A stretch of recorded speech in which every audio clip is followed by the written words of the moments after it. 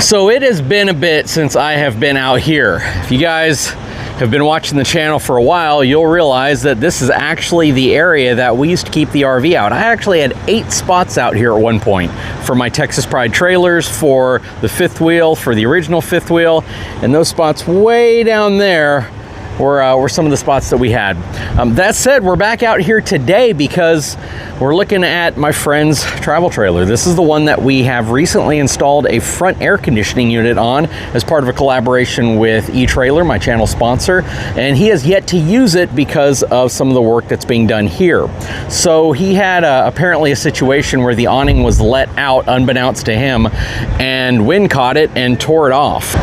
And it caused a lot of damage to it. So he has a company, they don't want to be on camera, which is totally cool. They're on the other side over there replacing the awning. I asked him how difficult of a job this is, at least the awning cover, the actual canvas itself. And they said about an hour if everything goes smoothly. Well, we have like 30-mile-an-hour wind gusts today, so I'm not sure if it's going to go completely smooth. But he basically said, yeah, it's not too difficult, and it's actually pretty easy to do as long as you haven't damaged any of the major components that make up the awning structure itself, which he didn't. So this is going to be kind of cool when he gets this done. He bought all this stuff himself, but yeah, this is just one part of a project that's going on.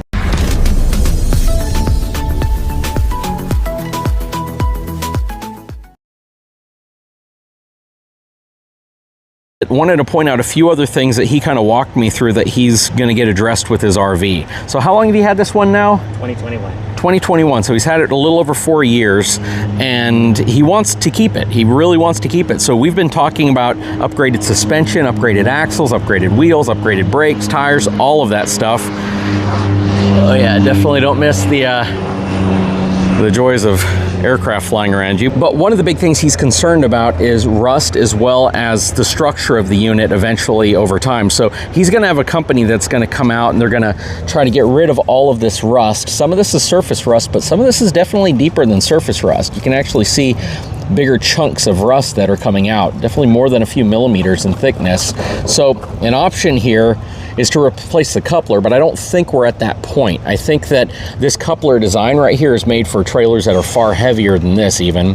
And if this can all get cleaned up, I told him putting some type of an oil-based film over this can help it from coming back. But yeah, cleaning all this up, repainting it probably is going to be a big step. Undercoating it might work. He wants to undercoat the whole structure as well, so that's another step that's going to be coming along soon.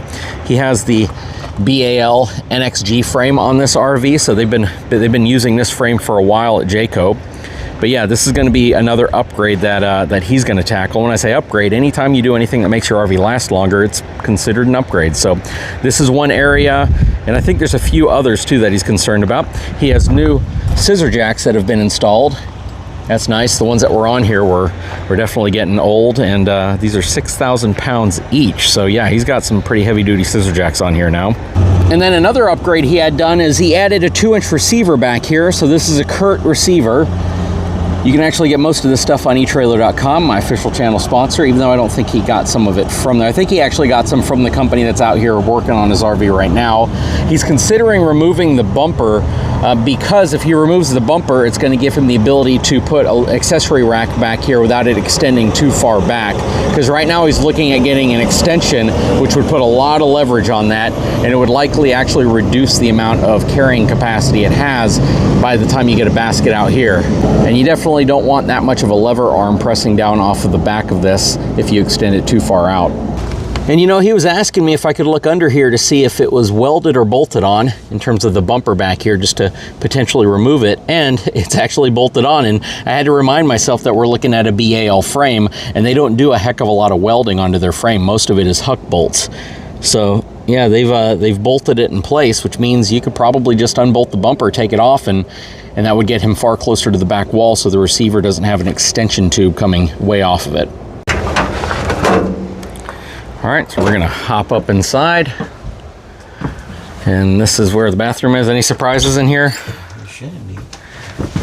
All right, so this is the plastic toilet that's currently in here. That's gonna come out and be replaced with a porcelain toilet that we did a kind of a showcase on in the shop. And this is the RV that it's going in. So A lot of interesting things here. So one of the things I like is that what you see here from a countertop perspective, this is all actually a repair job that was done because you had thermofoil everywhere, right? Yep, so he replaced the thermofoil or had it removed, and then they put a whole different material down. So they have an edging material. Was this edging material here already? I don't think it was, right?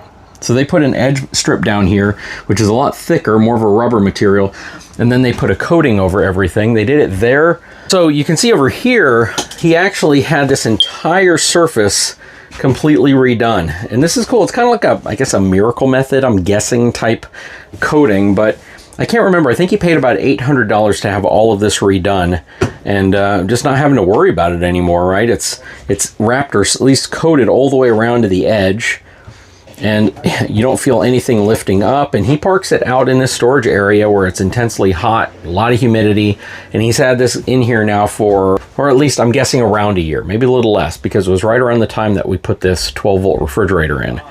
But yeah, seems to be holding up really well. Doesn't seem to be peeling in any way, and definitely seems to be well worth the cost.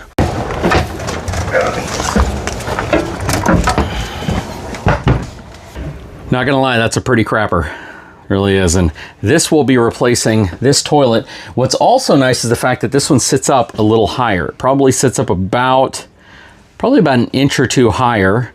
I think we were like 18.5 inches roughly for the height of this one, but boy, it's going to be a much, much nicer toilet.